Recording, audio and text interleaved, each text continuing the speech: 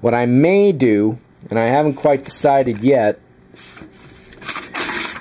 is an old trick where you take a piece of paper such as this, and if I am lucky and have a pencil here like this, let me put this on the tripod real quick.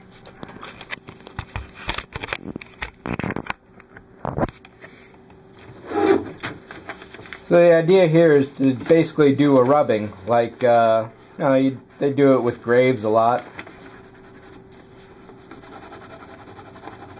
Basically, you take a pencil line here,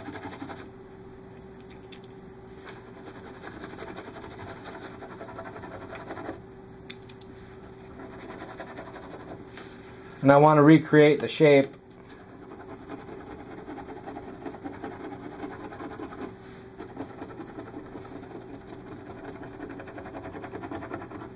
And what I may be able to do with this, or what I'm hoping to do with this rather,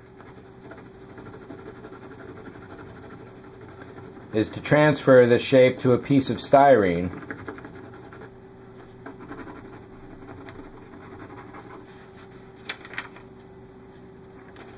And there's one line going across the middle there.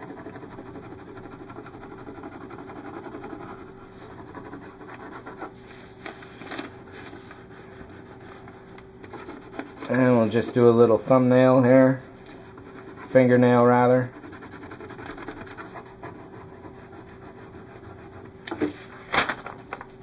There we have an impression of the doorway of the same exact size and scale.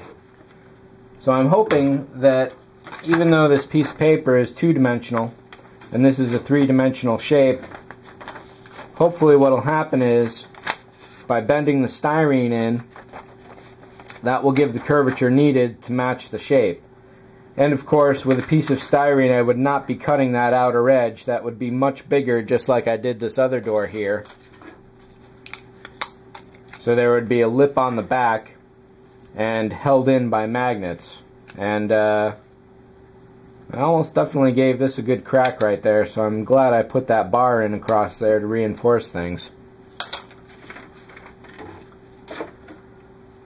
But to demonstrate the process here, I've already done a few cuts along here, and this sliced out really nicely overall. Except for, of course, that accidental slash going on.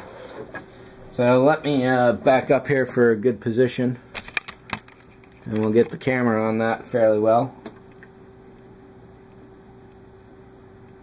Just a really light, almost no pressure line. The tough parts are the corners,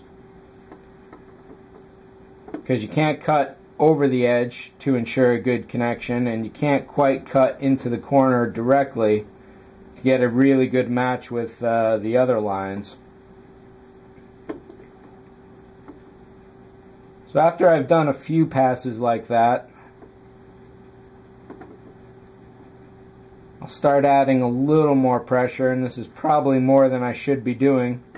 So maybe you'll get to see me screw up right here and put a huge slash down the door or the wall.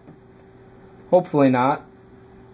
I'd rather not do that, but it's always a possibility. One thing that can help, but won't work in this case, is flipping the piece upside down.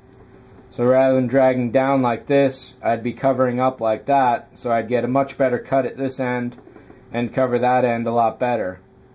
Here at the start, I'm not getting as much pressure as I am towards the bottom there. And we're starting to cut through. How many passes was that? Maybe 10, 12? Not too many at all.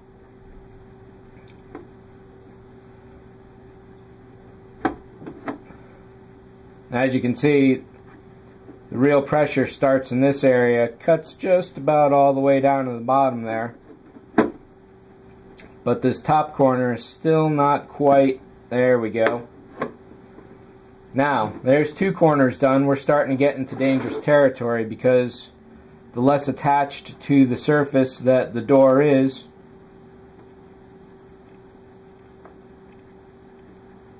the more flimsy it's going to become, the more difficult it's going to be to cut, and the more trouble we're going to have.